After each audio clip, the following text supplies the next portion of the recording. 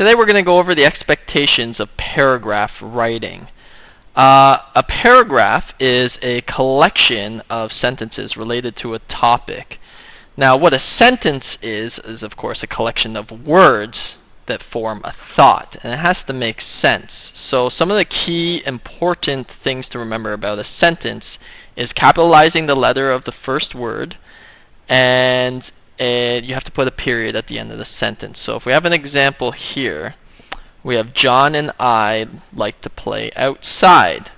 So right here we have the capitalization on John because it is the first letter of the first word of the sentence. Also, all I's, we cannot forget that singular I's also must be capitals. And since John is, of course, a name, it is also capitalized. And then right at the end of the sentence we have the period, which is going to close your thought. We cannot have any run-on sentences, so we don't want people to be writing over and over again without taking a breath. So please put your periods, do not forget it. Now going into the paragraph, as we mentioned before, it is a collection of sentences related to a topic. Now there are three types of sentences within a paragraph. Now the first sentence is typically the topic sentence. And this is going to let the reader know what the subject is when you're talking about it. So it's normally the first sentence at the very beginning of the paragraph. The second is the detail sentences. These sentences are all related back to the first topic sentence. So if you're going to be writing about dogs, your details should not be writing about cats. You want to relate everything back to that topic sentence. Finally, there's the closing sentence, which is going to end your thought of the whole entire paragraph. So once you're done writing about your topic, then you want to close it off at the end with a nice sentence.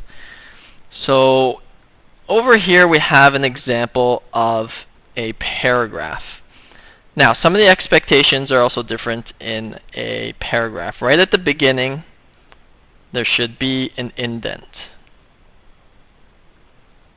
Alright, so at the beginning of your paragraph we now have that indent right there. It's a few centimeters within from the line, and so then you should start. So for example here, now we say that school is the best place in the world. Right here, this first sentence is the topic sentence.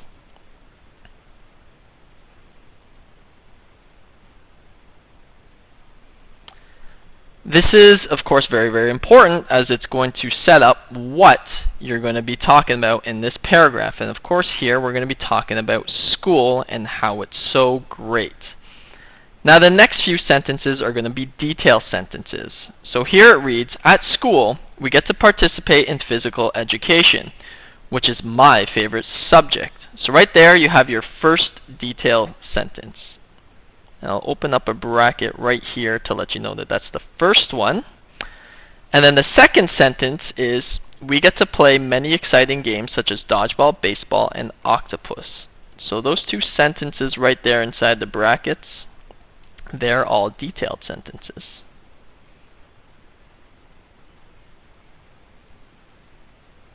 And of course these details are all relating to your topic sentence. So we know this is about school and how it's a great place, and that your favorite subject at school is physical education. It's describing a little bit more how physical education is so great, which is related to school. Finally, we get down to the closing sentence, which is, tomorrow I will have gym, so I'm very excited. Now over here we already forgot a period, so you cannot ever forget your periods to end your paragraphs or sentences. So within right here, your last one is your closing sentence, which is almost a summary of your paragraph, just to conclude it at the end. Now, we also break down into a new paragraph. So now there's a new thought. And since our main topic here is still school, we'd like to relate our next paragraph to school. We're always trying to relate everything in our writing. We don't want to be all over the map.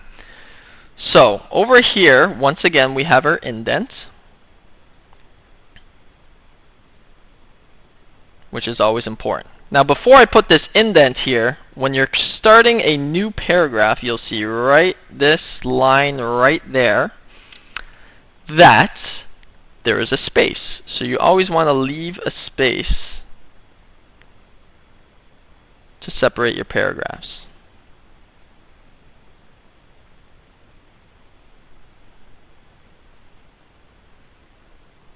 This will make your writing much more legible, and that you know, well, the reader will know where each thought is opening and closing.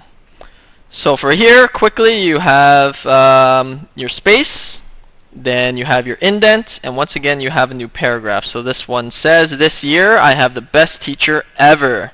His name is Mr. Smith.